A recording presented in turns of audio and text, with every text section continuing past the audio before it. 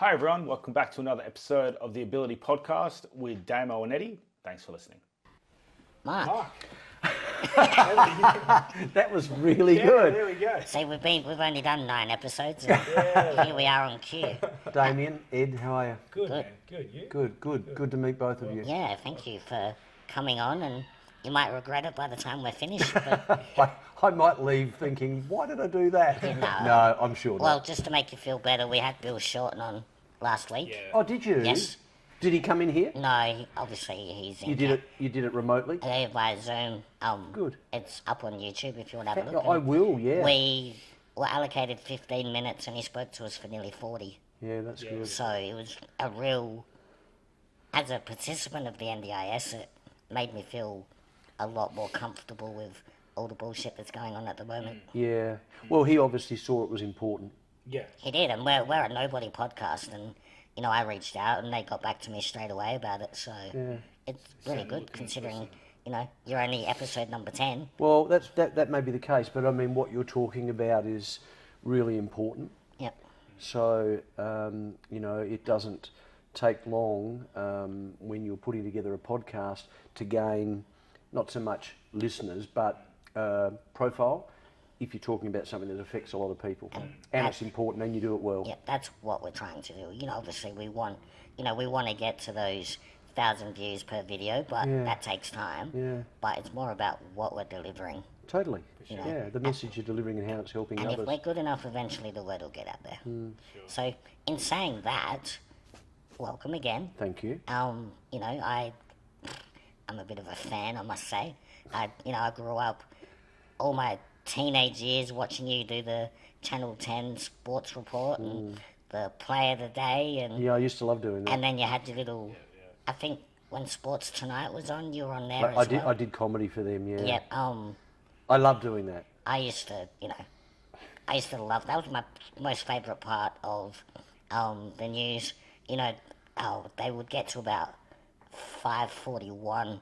I'd be like, "Where's my sport?" Like, because they kept talking, and I'm like, next ads, and then you come on. And, Yeah. I don't know. It's just I really remember it as a kid, and Yeah. you're probably certainly one of the best out there. That's for sure. Oh, thank you. Look, I enjoyed it, I particularly enjoyed working with a whole range of hosts, particularly Rebecca Morse, who I keep in contact with. What was Mr. Danikian like? He was good. Yeah, Yeah. George taught me a lot. Super professional. I mean, so is Beck. Yeah. But he's a legend.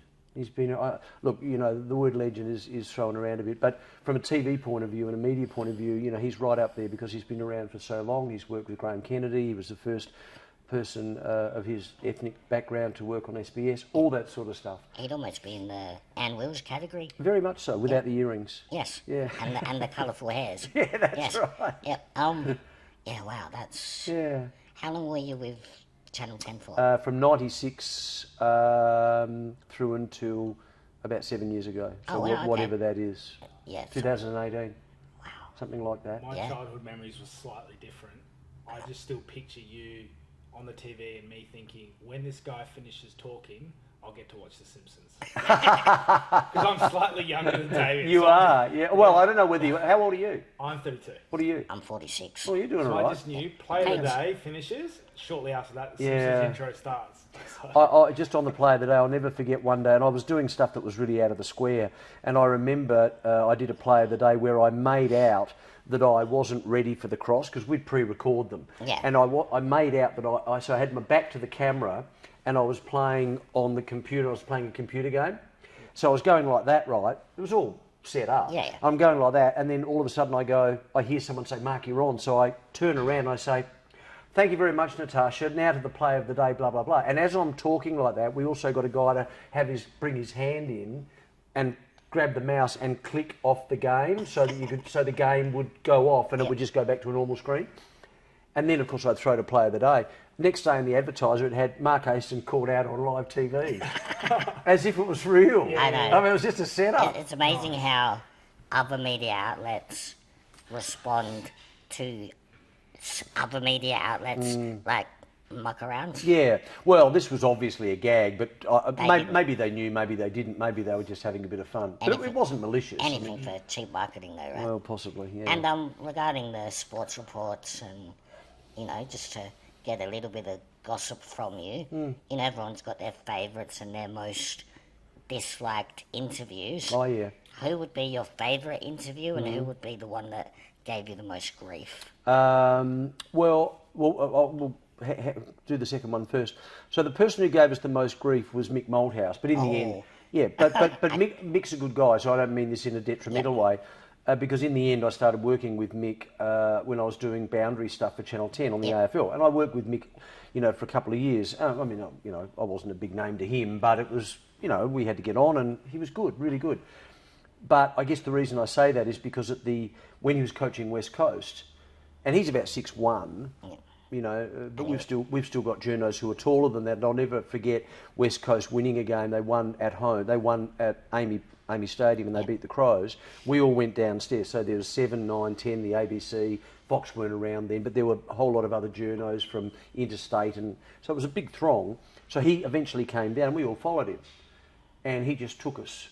It was like a comet. He was at the head, and there's all these media, and we just follow him. And he goes around the bows of, of Amy Stadium, and then we finally walk into a corner. He turns around, really intimidating, and he just puts his hands there, and he goes, "All right, what are we doing?" So we were intimidating from the start. So he was the conductor, basically. Very much so, yeah. And if you asked him a question, and look, I'm very reluctant to criticise him as a person, because I think he's a good person. Yep. But back in those days, he was prickly. So even though they won, he still made it difficult for us when we were asking even basic questions. He was a real sort of modern day Ron Barassi, maybe. A little bit. Very good hard, example. Very hard-lined, hard-knuckled. Good example. Yeah. And he had a bit of fun with us too. Of course. Alan Border did as well in the 80s when I was covering the cricket. Alan Border was always a bit narky, you know, the Australian captain. But, you know, none of them were nasty. No. But they were just edgy. In terms of probably the best, I mean, it sounds as though I'm boasting, but I mean, you asked me the question, but I did have the pleasure of interviewing John McEnroe. Yeah, wow. When he came to Adelaide, and I don't think... You know who John McEnroe is. Yeah, I don't think too many people knew he was coming to Adelaide. They knew he was coming, but they didn't know when he was going to be there. And I got a phone call from someone saying, if you go down to Next Generation, the gym on Memorial Drive, and you go to the courts, and you go all the way back into the deepest court toward the, toward Montefiore Hill, that back court, get there about 10:30, my contact said. So I did with my cameraman, and sure enough, there he is hitting up with Darren Cale. Wow. So Darren finished, he finished, then Darren walked over and said hello to me. Darren Cale, of course, Local SA boy. and coaching Sinner, who's the world #1 now, and a wonderful, wonderful person, Darren. I haven't spoken to him for a while. And I walked over to Darren, I said, because I was intimidated as well. As you would be. I was at the ABC. I said, I'd only just started. Well, not only just started, but I was sort of relatively inexperienced. And I And said, we all know McEnroe had a bit of a history, didn't he? correct. Yes. And I said to Darren, do you think he'd talk to me? He said, yeah. He said, just ask him. Now, the reason I was down there was because this was the year after he got disqualified from the Australian Open. Yep. So this was the first time he'd ever spoken about being disqualified. Yep. So I walked over, I said, oh, hi, John, and I was really, Mark Aiston. Yeah, hi, how are you? John, can I just ask you, what do you want to ask me? Look, can I just ask you how you, because he was here for the Rio International. Okay. He was here, I think it was the Rio International. So there was a whole group of really good players, and he was one of them. And he said, what do you want to ask me? And I sort of mumbled my way through and eventually said, can I just ask you a couple of questions about the fact that this is the first time you've been back in Australia since, you know, your disqualification? He said, yeah, that's okay. So I asked him 2 or 3 questions. He shook my hand afterwards, and I went, yes. Yeah, sweet. So that was good. Sweet. That was good. I really enjoyed that. That's awesome. I've always looked up to him. That is cool. I know he's a brat. He was a brat, but he was a wonderful competitor. Yeah, but he made tennis interesting. He did. He did. Tennis doesn't have that anymore. No, it doesn't really. Like, no, you're right. It's all just, they're all the same. It's a bit blancmange, They'll isn't just it? hit a ball and, you know. Well, they've all got to be so careful, but he didn't care. No. He's like Donald Trump. He doesn't care. I don't want to talk politics. Yeah, neither do I. But Not about him anyway. But the point I'm making is, he just did whatever he wanted. Yeah. And he had the profile. And he brought so many eyes onto the Well, he did. tennis. Yeah, that's right. Yeah, a bit like Kyrgios. Yeah. Definitely. You know. Even Philippoussis before him. Yeah, absolutely. Cool. That's awesome. Tibby is reshaping disability supports by using the human rights model. We believe in delivering support with you, not just for you. Join Tibby, where everyone's unique humanity is valued and supported. Contact Tibby for all your disability support services and click the link to find out how we can make a difference together. So you got out of TV 7 or 8 years ago, I did. and what's been going on in Mark Aiston's world since then? What, since then? Yep. So, I mean, it's no... And that's a pretty broad question. Yeah, so no. anything you want to talk about? Yeah, no, that's fine. So if you want me to talk about why, Yeah. so I was unwell, and Channel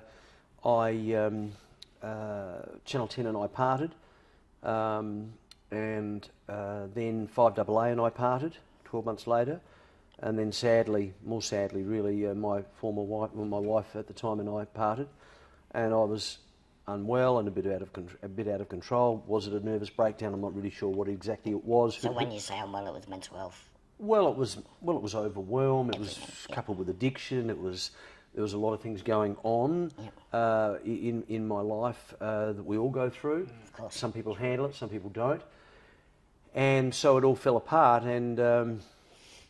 And so that was, as I said, that was probably 7 years ago. And then for the next probably 2.5 years, I was just really in the darkest of darkest holes.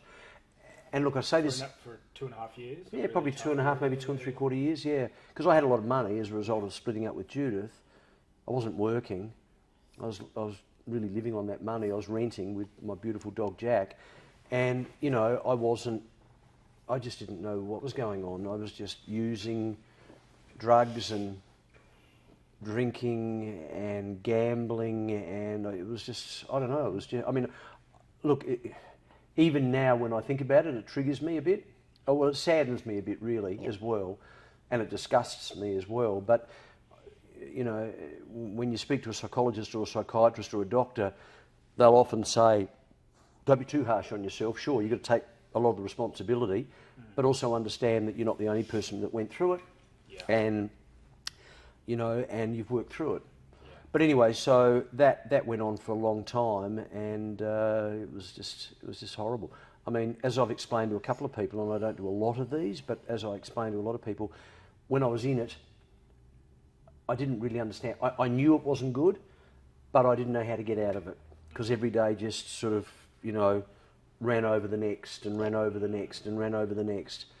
And it just went on and on and on. And I had money, so I was able to travel if I wanted to. God knows how I did. I was able to pay the rent.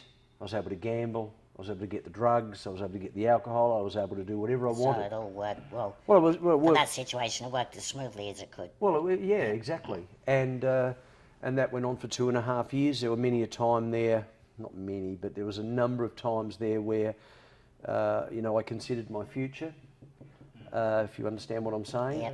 But I have a beautiful daughter. I still get on well with Judith, my wife. I've got good friends, and I had a beautiful dog.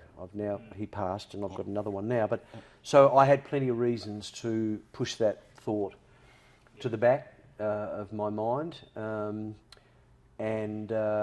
Was there a turning point for you? Yeah. At the end of that 2.5 Yeah, there was. Yeah. So around about 2.5, 2 3/4 years into that, my very dear friend Brad rang me, who's my friend to this day and was my best man at the wedding.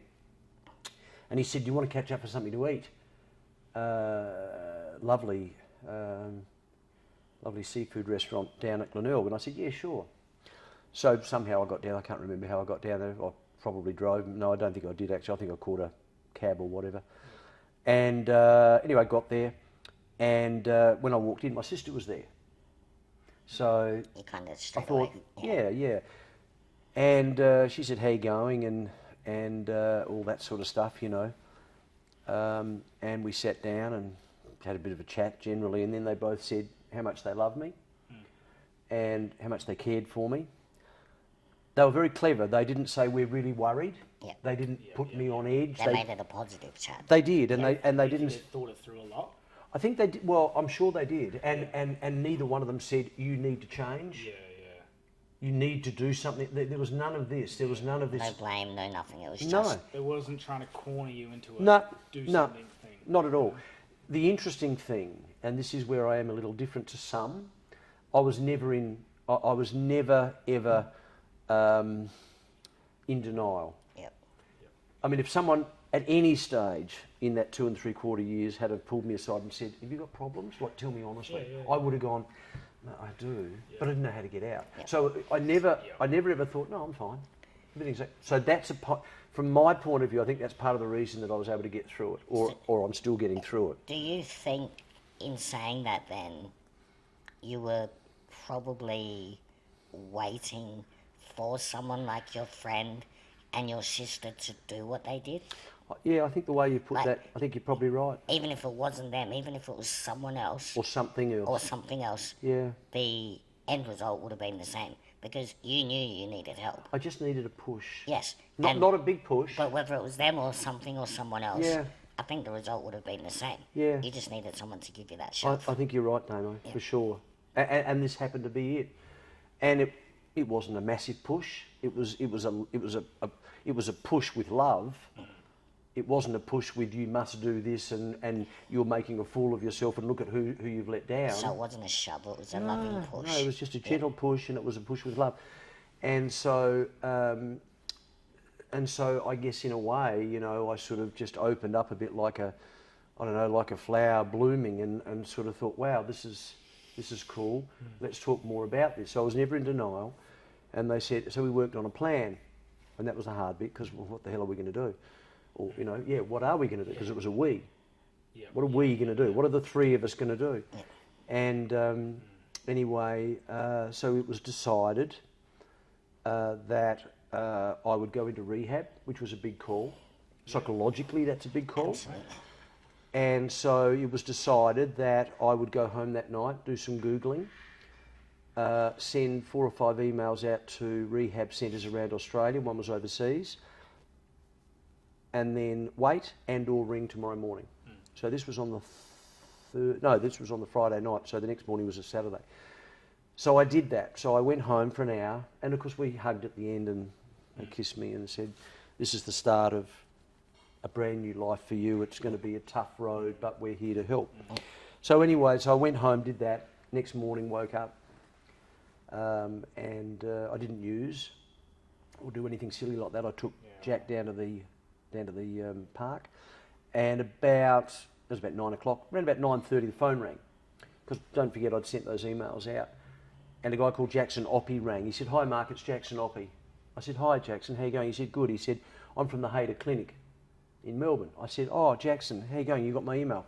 "Yeah, I did, mate, I did." Now he must have known who I was. He might have Googled me, because I think I might have in the email said something like, you know, I worked at Channel 10. So anyway, so, and I don't know whether that made a difference or not. But anyway, so he said, "Tell me what's going on." So we spoke for about 40 minutes. I probably cried for 30 of it, because he was asking some pretty hard questions. Yep.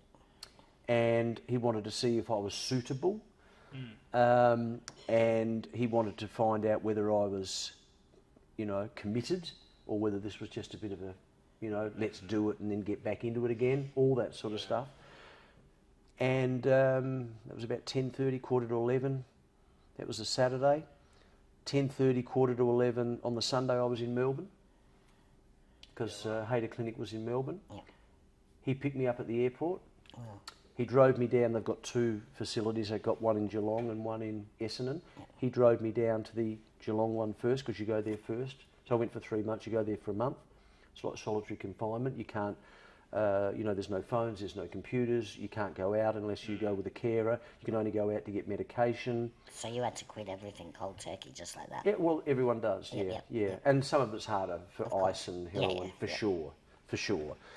And so, and then, you know, I walked in, said hello to everyone in the office, signed a few documents, and from that moment on, I'll never forget walking through the door and seeing the other 19 people all sort of wandering around playing table tennis and, you know, sitting on lounge chairs and watching a bit of TV, a few bits and pieces, introduced myself, and that was the start of my 3 months. Beyond Plan Managers help make your NDIS journey simple.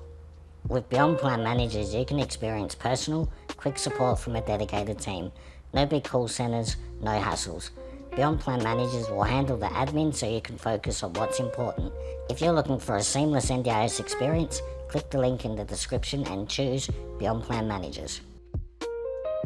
Can I ask how you rationalised giving over that much of your life's control to a rehab?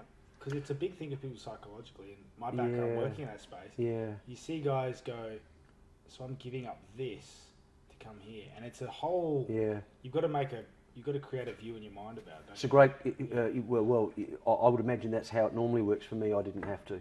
Okay. Well, I needed the help. You were just. I thought, do whatever you have to do. Let's just do whatever we have to do. So you were definitely a willing participant. 100%. Yeah. It wasn't a, what the hell, I've got to do this and do that. You understood, I've got to accept the process. It didn't matter what we had to do or what we were, we went to AA and NA meetings twice a day. We were in bed by 9. TVs were off by 7. We had to be in bed by 9. We had to be up at 6. We had to be, it was all very structured. It was very, very militant in Geelong, and then it was a little easier in Essendon. I didn't care what I had to go through, and there were times where things got pretty rough. Sure.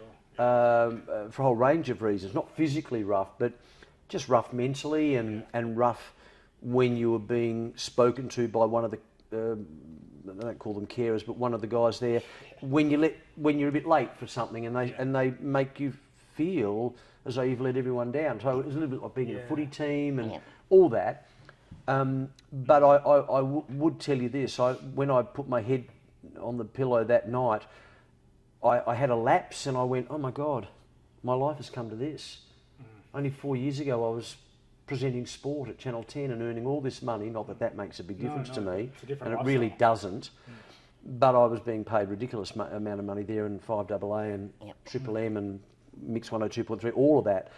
So I was very fortunate, but the point I'm making is my life had completely changed. Those jobs had gone, my wife had left me, I still had my daughter. Everything had changed. In a matter of a few days, then you're in another state. Well, that's right, yeah. It was gradual, but then it really did, crystallise. So when I put my head on the pillow, I said to myself, my God, is this really what it's come down to? But then, and I'm not religious, I don't know where it came from, up, down, I don't know, but it was like an affirmation or a voice or a message or something said, no. Remember at the restaurant, this is the start of your life. It's not the end. You must see it that way. You must see it that way. A whole new beginning. Can I ask, when you felt that, was it a similar feeling of love that you probably felt when you were sitting there with your friend and sister? Was it that same echo, or was it No. This one was more relief. The other one was genuine love. Okay, yeah. This was more relief because I thought, no, I'm not going to believe that other thing. I'm going to believe this. Yeah. Okay, that's all right. Still going to be tough. Yeah. The other was definitely love and a real closeness and a wow, these people really care, and thank you for saving my life. Really, I mean, that's what it came down to. So, back to the restaurant with your best friend and your sister. Yeah. After that chat had happened, the weight off your shoulders and your soul would have just been absolutely amazing. Yeah, it was. Yeah, good observation, definitely. Because, it's a little bit like telling someone a secret you've been holding for a long, long time. You just want acknowledgement. Yeah. Yep. Yeah. And also it was, and as I said to you earlier, I mean, the reason it was the reason it was easy for them was because I wasn't in denial. It was easy for them as well because they loved me, and it was easy for them because I was a willing participant. And so there was all the elements there for this, pot of whatever we're cooking to turn out like a magnificent meal, and that's how, I mean, to use a metaphor, that's how it happened. There was no, there was nothing was burnt. We didn't have to send anything back to the cook, and because the whole thing worked beautifully because all the elements were there. Absolutely, and in any other scenario, you could have quite easily flipped the table over, told them all to get effed, and Yeah, well, as I said, I'm glad I wasn't in that space. People do that. But that does happen. Oh, 100%. And it could have quite easily have gone that way for you as well. Yeah. But luckily for you, you were in the right frame of mind that you already knew you needed help. Yeah, I did. And as I said earlier too, Damien, you know, I knew I needed help in those 2.5 years. I just didn't know how to get it. Yeah. I just didn't have the energy to ask. As I said, you were just waiting for that one thing to reach out. I was, yeah. Yeah, I was. Yeah. And it happened. Thank God. Yeah, absolutely. You know, and I can only be eternally grateful to both of them. My sister, you know, is a beautiful person, and Brad has been a friend of mine since 1982. Very, very supportive all the way through. He's quite an unusual friend. He's very, very, very loyal. Kathy's very loyal. You know, Kathy can be a little bit harder. She can tell me stuff that is a bit hard to hear. Brad's not quite the same as that. Kathy's your sister? Yeah. Well, she's family, so she's allowed to be a little bit harder. Yeah, yeah, and we've had a few, you know, very robust chats even since I've got out, to be honest. Not about me using or doing it, but other things. And she feels as though, and she doesn't apologise. She says, Muck, I'm telling you this because I love you. Take it or leave it. Yeah. And being through what you've been through, you probably generally accept it from her. 100%. Yeah. 100%, yeah. So how did the rest of rehab go for you? Oh, look, it was, well, I look back, I've got 2 people there that I keep in contact with when I go to Melbourne. But look, it was certainly interesting. I mean, there was a very, very broad and eclectic group of people. There were heroin addicts. Is, and that's mental health and addiction. And you know this, of course. To anyone, I've worked with guys that were doctors, to millionaire builders, to guys that never lived in a house, and everything in between. And that's a great point. And that's probably your crew. 100%. You know, and I was the sort of TV personality, and then there was the guy who turned up 2 days later, who was a bikie, who was an ice addict, and who'd been caught, you know, breaking into a house in broad daylight because he was so off his face, caught, and then brought to, and again, you'd know how this works, instead of going to jail, they take you to rehab, and if he's there for 10 days, he gets 20 days off, or you know all that. Yeah, it's a whole loophole, and your intake guy who helped you, he's got to navigate who's the right fit for the community. 100%. The motive, and where does that all sit? 100%. It's a tricky space to It is. So there was him, and he was a big, huge guy with, and in the end, a lovely guy, and a bit of another story there, maybe for another day, but he ended up being a mentor to all of them, to all the kids. He was about 45, 50, and had really ruined his life in a whole range of ways. But so there was him, there was a heroin addict, there was a sex addict, there was a really bad coke addict who became a very good friend of mine. He was very high up in society. He was a high-profile person in Melbourne who ran a particular organisation, but the coke had got him. I mean, again, obviously no names or anything. You know, there was me that had the breakdown. Some of them had breakdowns. There were 2 women well, there was one woman in particular from Western Australia who was under police guard, was going to go into hospital or go into jail. They did the same deal with the other guy that they did with her. She was an interesting person. And there was a whole range. There was a couple of manic depressives in there, and it was interesting. And some of the chats you have with other people on their journey, spiritual recovery. It was really interesting. They're as valuable as the therapy and the things you do. It's the community of you're right. Little, I don't know, divine intervention moments you might have had. Maybe with other no people doubt. living there. And in there, no matter if you had, you know, $10 million in the bank or $1 in the bank, you know, you were all on level pegging. Oh, 100%. Yep. No one, and that's for sure. Yeah, none of the people that worked there really cared who you were. No, they or didn't. Where you're from. They were interested. Yeah, but not. But they didn't care. Because you were. Which was actually nice, to be honest. But because you were a TV celeb, they didn't hold you in higher standards than the wacky. I'll briefly tell you a little story that really upset me, and it there was we did a lot of sharing. Yep. So we'd have a little session. Part of the AA model. Yeah, correct. And we'd all share and stuff like that. And there was a particular day where we were sharing. We had a particular guy looking after us that day, and he was very strict. And he played by the book and certainly didn't give any sort of leeway to anyone if you did the wrong thing or whatever. Anyway, I walked in, and it was a very serious time, and I'm a joker. I mean, I will joke at a funeral. I mean, as long as it's not a horrible death. But I mean, if it's an old person or it's my mum or my dad... That's me. I don't see seriousness in anything. Yeah. I mean, I'm appropriate, but, you know... And that's how I've got through life, to be honest. And Dad was the same. I mean, Dad was a very funny man. Yeah, but anyway, on this particular day, I was a bit flippant.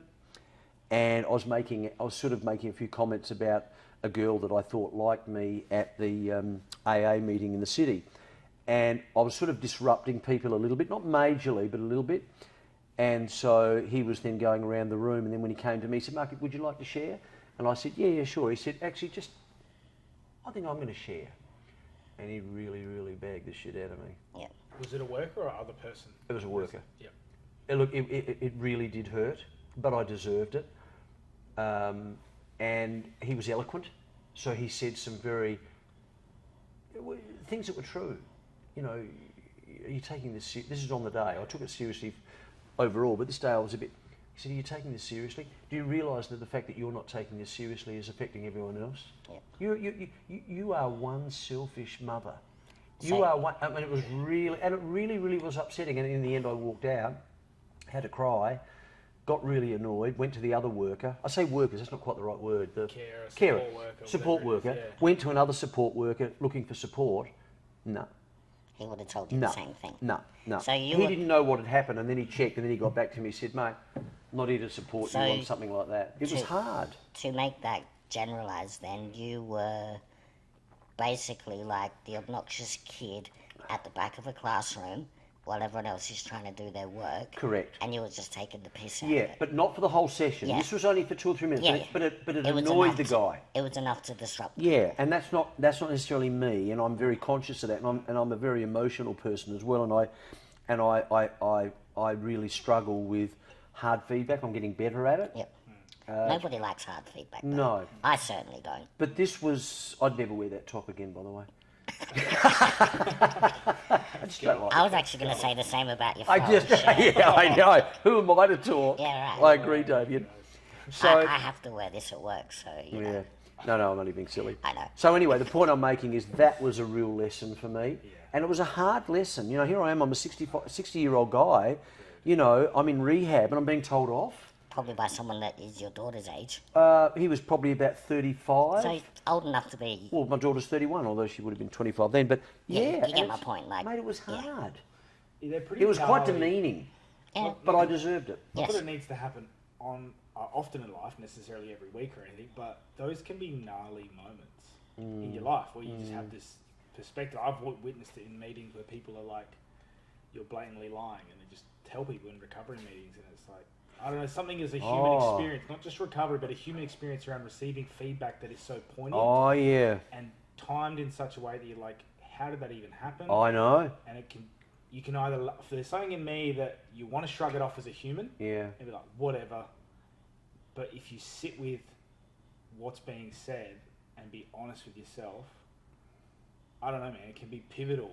Like, I'm hearing it It's a great way in to- you like it happened last week, like it still sits with Oh, you. mate, I'm telling, and I'm not really even telling the exact date. I'm just making it Oh, shorter. yeah. I mean, but I can see it. Yep. I can see the reaction on 3 or 4 people there who didn't really like me, and I can see the reaction on 2 or 3 people who really like me. Like, they were horrified. The other ones were going, "Oh, thank you." I mean, it was brutal. Yeah. I mean, but it was pivotal. Pivotal. Yeah. You know, and it was and as he said to me, we had to give urine samples the next day, and I apologised to him, and I was in the toilet with him when I'm giving the urine sample, and I turned around after I'd done that, I said, "No, you're right, I'm sorry." And he was really good. I mean, he didn't hug me and say, "Yeah, well done, you know, you'll be okay," because they don't do that. Yeah, they don't. But he looked at me and he said, "I'm glad you learned something out of that." That And you day- just got to cop it. That day he didn't hug you. It's probably because his zipper was still undone. Exactly, yeah, and I still had the cup in my hand. Yeah, exactly. If it was anywhere else, he might have hugged you. Oh, exactly, yeah, but I'd never go back to that. No, I know. Mark, I got to ask you, man, for those people out there, because this affects anyone and everyone, for those people out there who are at a point that maybe they're on the merry-go-round or they know someone on the merry-go-round, what do you say to that? Like, Well, I give that message, and look, again, I'm not a psychologist, I'm not a psychiatrist, I'm not I'm not a social worker. Yeah, but you say that, but you've been there, though. Well, that's my point. So I'm not an expert. I haven't read the textbooks and You don't all have that. Okay, that's fine. But I always make that point when I say these things. And when I do my talks, I'm always very careful. I don't stand on a pedestal and say, "Look at me, everyone. Everything's fine now. You can do it as well." Yeah. I'm still learning. You know, I'm still going. You know, I'm just giving you some context. I can't guarantee you that I'll never use coke, marijuana, alcohol and gamble again. I can't guarantee you. What I can guarantee you is I'm doing everything possible to not do those things. Now, having said what I said initially, where I said I can't guarantee, mate, it's 99%. I'm not going to do it. Yep. It's 99%. But there's always that. There's always that 1%. Now, part of the reason I'm not going to do it is because I speak to people now. What do you think that would do to my credibility? How much would I lose then? Yeah. You understand what I'm saying? Absolutely. Plus, obviously, what would it do to my daughter? What would it do to me financially? What would it do to me in my working through this and building up? Anyway. BHA is redefining disability supports with a focus on human rights. BHA is committed to providing education and accreditation by using our lived experience to enhance the lives of people with disabilities through a human rights-based approach. Our team of dedicated practitioners aims to transform the sector by elevating human rights as a benchmark. So join BHA in creating a world where everyone has the opportunity to thrive. Click the link to learn more about our mission and how you can be a part of it. And sorry, just quickly, people, if you did it again, might not be so willing to help you. 100%. The second time. 100%. Not that I would necessarily not do it for that reason, but but you've got to consider those things. Yes. You've got to consider them. But I'm not triggered. Well, I am triggered. I am triggered a little bit with gambling, but the others, the cocaine, the marijuana, the alcohol. I work at La Trattoria. I work on a Friday night, I answer the phones, I go through the restaurant, people are drinking. Mate, It's part of the Italian culture. I'm not like some that I was with Yeah, I know. where they busted the next day. Yeah. I'm not like that. I'm still an alcoholic, but I don't know whether there's levels. Anyway, Yeah, I get you. so getting back to your question, so I'm always very careful about offering help. Yeah. All I can really do is tell my story, but what I do is I say, this is what I basically say. I say, there was a fork in the road somewhere in my life, whether it was when I was 14 or whether it was 7 years ago, who knows, I don't know. Whether it was that night I was with my sister, who knows when the fork in the road was.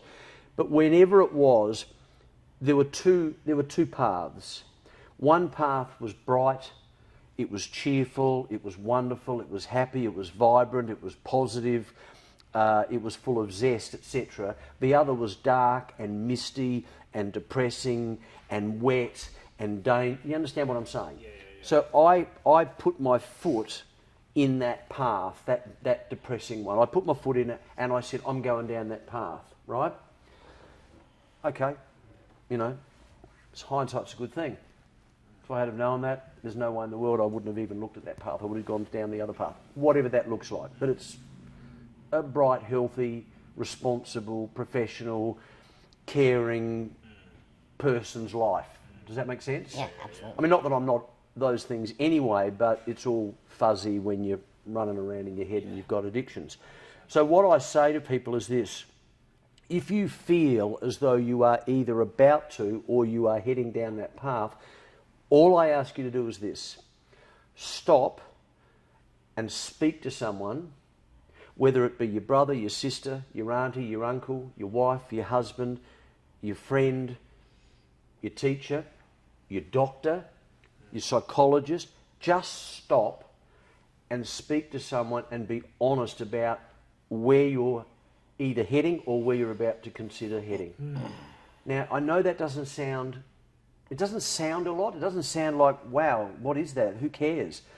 But the point is, if I had have genuinely had someone saying to me at some stage in my life, and they'd ruffled me, they'd have to ruffle me, just stop for a second, Mark, and think. Just think about this. Think about where you're going, and then maybe even talked about where it could lead and what it could do and the repercussions. I'm sure that I would have turned around and come back up to that fork and then gone down the other road. Absolutely. I just needed, and because it happened with my best mate and my sister. But at that point, it had got to a level where it was, almost irretrievable. Yeah. So I know that doesn't sound necessarily all that profound, but the key is identifying the fact that you are considering or you are on that path in some way, shape or form. And there's a skill in that, because you might just be using cocaine once a week. That's all it might be. But you need to think carefully about where that's leading. Who you're buying it from. Are they trustworthy? Are they dealing with some dangerous people? Are you driving with it? Does your wife know? I mean, How am I feeling? Well, how am I feeling? What's it doing from a cost point of view? Is this really responsible? Yeah. You know, and that's just one example with, I mean, gambling I'm very, very passionate about. And I know that gambling can destroy really, really quickly and really badly. But it's the same for all of them. It's the same. And that's addiction. But if you're also heading down that path because you are starting to become mentally unwell, you are extremely anxious, or you are getting depressed to the point of just not being able to concentrate, and you're doing other things to try and, you know, to fix that feeling, as people do, drinking or drugs or whatever, gambling, sex, buying stuff on TV, buying stuff online. If you feel as though you're heading down, you've just got to be able to think about it and understand that if you want to head down that path, and this is the key, this is when I'm doing my talk, there's a chance you'll end up like I ended up. There's a chance, no guarantee, but there's a chance you will end up losing everything. Yep. And I was saved, but losing everything. There is a chance. I'm not saying it'll happen. But if you're heading down that path, you eliminate that. Absolutely. Does that make sense? Yeah, and 100% makes sense. And you say that, you know, your words aren't necessarily profound, but what they are is honest and raw. Yeah, well, that's the best way for me to articulate Yeah, it. like, you know, sometimes profound, I guess, is where you say something and I might go, holy shit, he's right. It's not necessarily that, but what it is just heartfelt and from you. Yeah. Because that's how you know. Yeah, well, exactly. And as I said, I don't have any qualifications in that area. But one thing I can say, I can stand there and I can look people in the eye and I can say, I've lived this. And I'm not the only one. You know what, I don't have a PhD in disability, but I've lived it. You've lived it. And that is more valuable than any PhD. 100%. 100%. So you've got your PhD because you've lived it. You know, and I think disability is very much the same. You know, people that have lived that life, whether it be 5 years, 10 years, or in my case, 46 years, you know, it's just, we know so much more than someone that has just read a book about it. Well, you've been there. Yeah. You've felt it. It's been. It's you. Yep. How long were you born that way? Yep. What I have is a form of dwarfism. A lot of older generations think I was a thalidomide baby. Yeah. You know what thalidomide is? Yeah, I do. Yeah. Yep. Do you know what thalidomide is? No. It's the. It's a medication they gave mums Yeah. in the 60s And it- for morning and it sickness. deformed Yes, it deformed a lot of babies, babies. yeah. I just have a very rare form of dwarfism. And I was born like that, and I've been in a wheelchair since I was 5. You're incredible. So yeah, I'd like to You are unbelievable. thank you. It's a pretty cool story, man. Mate, He's over my you side. should be on this side. Nah, I'm trying, but that's why we're doing this, just to, you know, get the word out there that everyone has some sort of a hurdle they have to get over in life, whether it might be, you know, a big deal like mine, which I don't think is a big deal, or for you, you know, your hurdle was massive, and here you are still talking about it. So I want people to hear what you just said then, and this is really important, right? Look, we all have our issues. We do. Right? Everyone's got their issues. They've got problems at home. They've got problems with money. We know that. Understand that. Certainly don't take anything away from people who are struggling at the moment financially. But there you are in your situation and you say, I don't really think this is a big deal. It's not. And you're not just saying that. I can tell you mean that. That in itself is so unbelievably profound for people to hear that, and for anyone who's going through any issue at the moment, think of those words. Yeah. Think of those words. And let's be clear, I'm not saying this because I'm sort of thinking, I don't want people to feel sorry for you. I don't want people to go, fuck, if you, And it's not he can flattering say either. that, that's great. Yeah, exactly. It's not Yeah. But No, the point I'm making is what a great advertisement you are with what you've been through, and you've got the audacity to say this is no big deal. It's not. That's I've never gold. heard Damien complain or say, you don't know how hard I've got. I never. Like, the way you carry yourself is a testament to your chosen mindset, to your situation. It's and your unbelievable. experiences. It's incredible. You're like, hey dude, I got kids and I went to mainstream school and I used to smoke weed and I've lived a life and I've done crazy shit. I've been to concerts, and you haven't been like, my life's too hard, I'm going to sit at home. Yeah, why though? Because that could have been an option though. I could sit at home. 90% of people would be. I could sit at home, and I know people my age that have had a disability their whole life choose to do this is they sit at home, they hate the world, they hate their life. But for me, it is... Life is hard. It is. It's hard for everybody. And your heart is hard for you.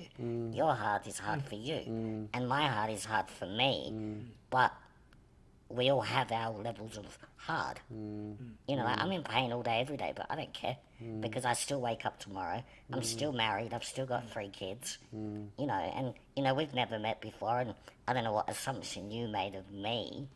But when I tell people I'm married with 3 kids, they nearly fall over. I know I would have picked that. Yeah. I kind of love How would hearing I have picked that? I know, it's like... I mean, you just don't how know, would but you know? We all make assumptions. I make assumptions about you from seeing you on TV. You don't know. I know, no, I mean, I was only being silly there. But the point is, that's a great point. I didn't really think about it at all, to be honest, because I was thinking more about what I was going to say. Yeah. But you know, what you just said a couple of moments ago is profound.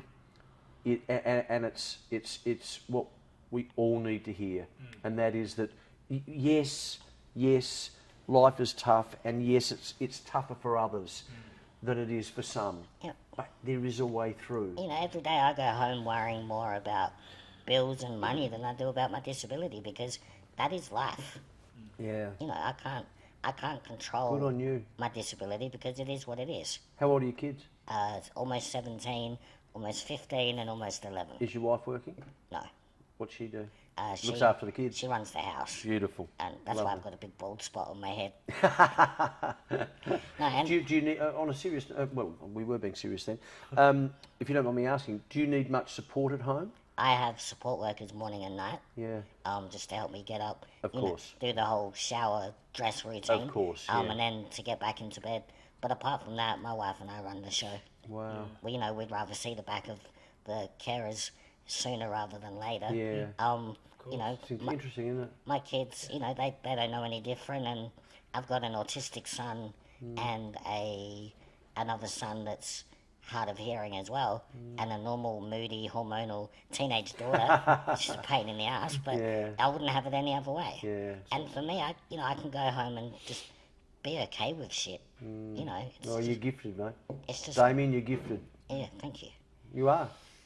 I've been in this sector like 3 years previous to drug and alcohol, but I think some of my biggest learnings have just been meeting and learning by listening to like people like you, man.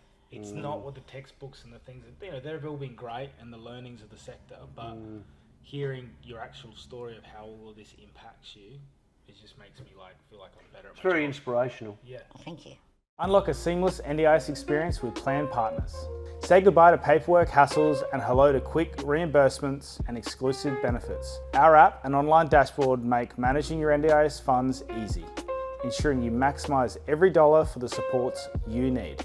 Choose Plan Partners for expert advice, simplified fund management, and a focus on your goals. Click the link in the description to get started. Well, it is. It is because you've got the right attitude, and it's not Well, about it's all me. about attitude, isn't it? Yeah, it is. And Like- look, I fall down in that area. Yeah. Look, I still fall into the oh woe is me. In a way, I mean, I'm lucky, and I'm lucky here. I'm here alive talking to you guys, and I've got a beautiful daughter, beautiful dog, got a roof, all of that, sure. But there are times where I wake up and I go, and I get depressed, and I think about what I had, not the money, not the cars, but just what I had. The life. Yeah, and how I stuffed that up. Yeah. But then I quickly turn it and I go, you know what, Mark? Push that little voice of doubt away. Get on with the job. Look forward. Don't look in the rear vision mirror, because you will not improve if you do that. No. Keep helping people. Keep being honest, and do the right thing, and be committed, and love and care, and things will take care of itself. You know, in saying all of that, like, you know, I don't let my disability as such control my life or rule my life. But, you know, I do have days where I'm like, you know, I've got a beautiful wife, beautiful kids, beautiful dog, just like you have or had, and, you know, just beautiful everything. Yeah. And yet I do have those days where I'm just like, fuck, I'm tired. Like, Yeah. just But that's being human. emotionally and mentally tired. That's being human. You know, And you almost feel a little bit bad for feeling shit. But if none of us did, we'd all be superhuman. Yeah. And no one is. Part of the experience. It is. It's all part of it. I don't know if you've got a closing question, but I wanted to ask you, Mark, around I do, but you can go first. your... It's very kind of you. Thank you. I'm the nice guy. Very gracious, man. Isn't it? Around your recovery and your program now, what's your spiritual or ritual now? Would you call it spiritual? What's your ritual now as somebody living in sobriety? Do you have a practice that you engage in? Not really. Yeah. No, I don't. Others You're do. doing this. Well, and this in itself that's a good point. is a practice. No, that's a good point. Because you could be very reserved about it, but you've had a platform. He only did this because I wouldn't stop messaging. Oh God, I just keep getting these Fanboy. messages. Bloody Damo. 2 in the morning. Jeez. There was one there. Why won't you answer my calls? No, well, hang on. It got worse because Toby, my beautiful puppy dog, woke up the other morning about 2 o'clock, and there's someone trying to get through the window. And Damien, he said, mate, it's near through. No, I said, mate, you can get through. Your wheelchair's not going to get through. I And tried, it's just I tried the mail slot in your door, but I know couldn't you would fit. try. I know you would try. bloody hell. No, look, that's a good point. I suppose talking about it is, and I don't talk about it to make money specifically or to do woe is me or to keep myself in the media. I mean, I honestly, I really don't. I never really liked the profile that I had. I always felt a little bit reluctant about that. But I do believe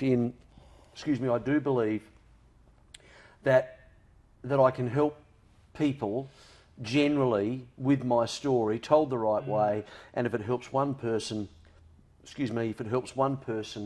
then I'm a bit selfish.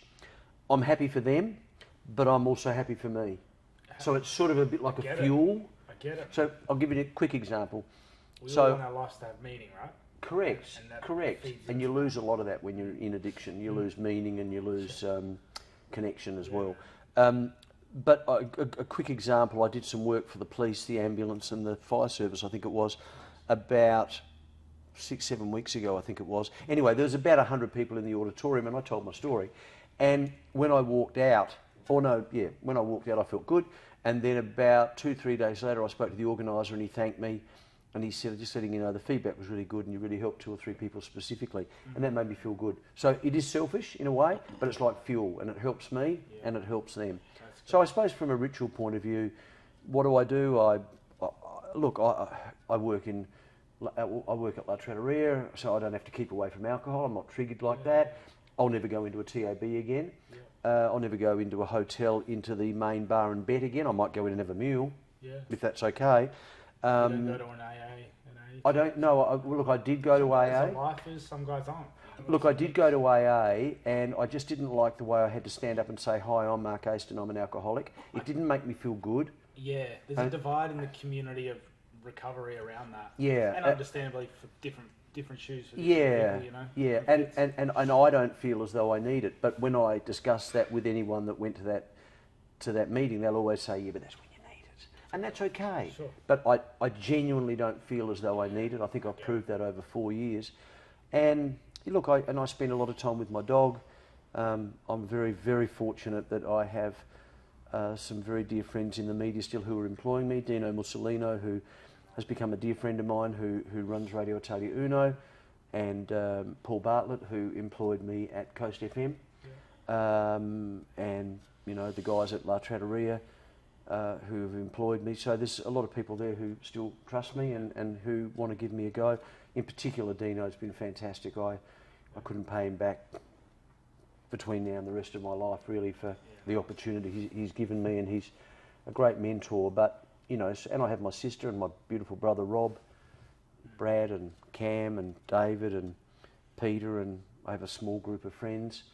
Beck I'm close to, Rebecca Morse at Channel 10.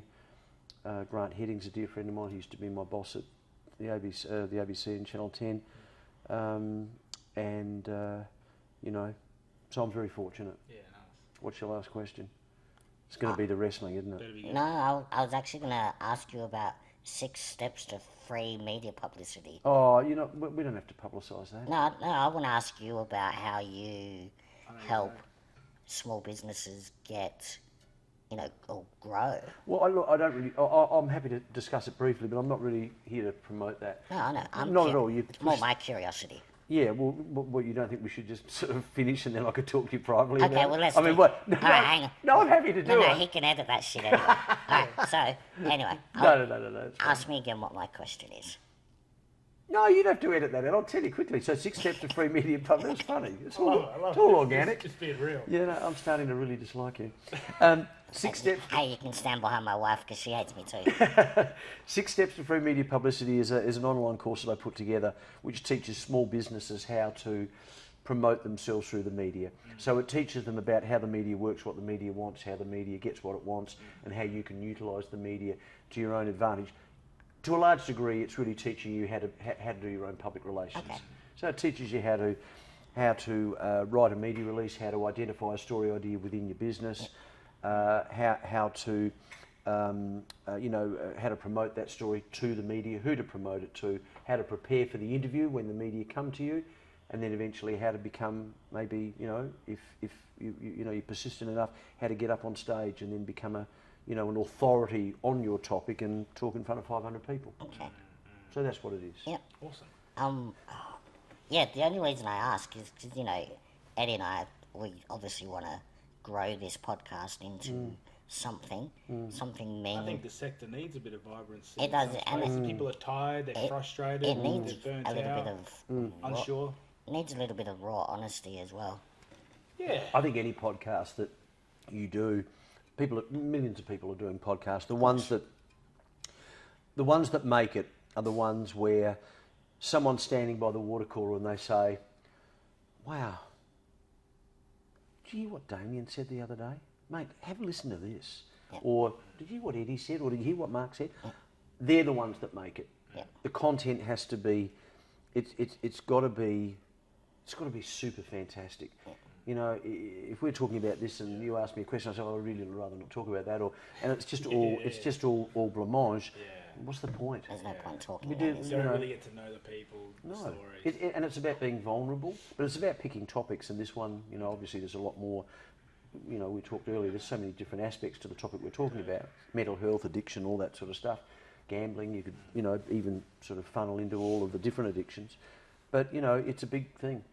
It's a really big thing, and I do a TikTok video on gambling.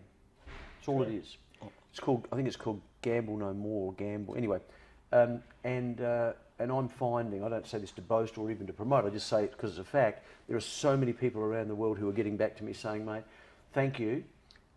Some of them aren't saying that, they're saying, "You're helping me, but I still think I want to gamble and I've lost everything." There's people all over the world who are gambling on all sorts of things, and it's a real issue. It's a major issue. Because it's so easy. Deep And that- dive in it big time, man. Well, I live that. Yeah. I live that. It affected my mental health. It affected my marriage. You saw it from what the production of it was doing as well. 100%. You got footy stars and people saying, "Hey guys, sports bet, Ah. have fun with it." And you know what? That's not where it ends. And the interesting thing is, it doesn't have much to do with the money you lose. It's more about the other side effects that it has. Like the psychological roller coaster, The anxiety, dude. the trust that is diminished with your friends because you're borrowing money, the lies you're telling, the fact you don't answer your phone because someone's ringing because they want their $50 back that you promised you'd give it back, the fact that you're lying to your wife, the fact that you're getting drunk because you owe people money. The money itself Is only the iceberg. is only the tip of the iceberg. Yeah. Anyway, we digress. Yes, I do like wrestling. I love wrestling. You and I used to go to the wrestling together. We just didn't know it. No, that's right. We need to do a podcast one day and just talk shit about wrestling. That's good. Yeah. Yep. Yeah. Mark, I must say, I knew we were going to have a good chat just because, you're a media guy, you know how to talk. But Well, that doesn't necessarily mean you know how to talk. It's been- do you have it's any flowing, do you have any dreams to get back to Channel 10 or not? No. No, you done? No, well, no. I mean, look, I think I'd still be an asset to any television station reading sport, but that's not going to happen because for a couple of reasons. Well, for one main reason, and that is there are no positions. I mean, I'm good friends with all of the guys that present now. They're very good presenters.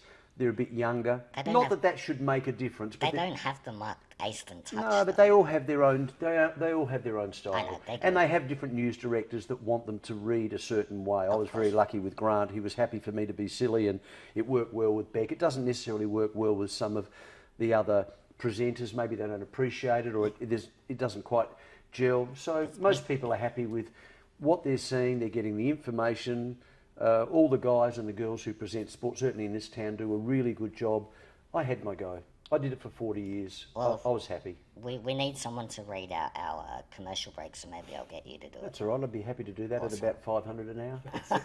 Well, luckily, they're only 15 seconds long. So. Oh that's even more actually. Ironically, I charge. If the ad is shorter, I charge more. It's a weird way of doing it. I get that, definitely. I'm only joking. But it's been an absolute pleasure to have you on. Thank you. Thank you, guys. It means a lot. Yeah, thank you. Really appreciate it. Nice to meet you, Damo.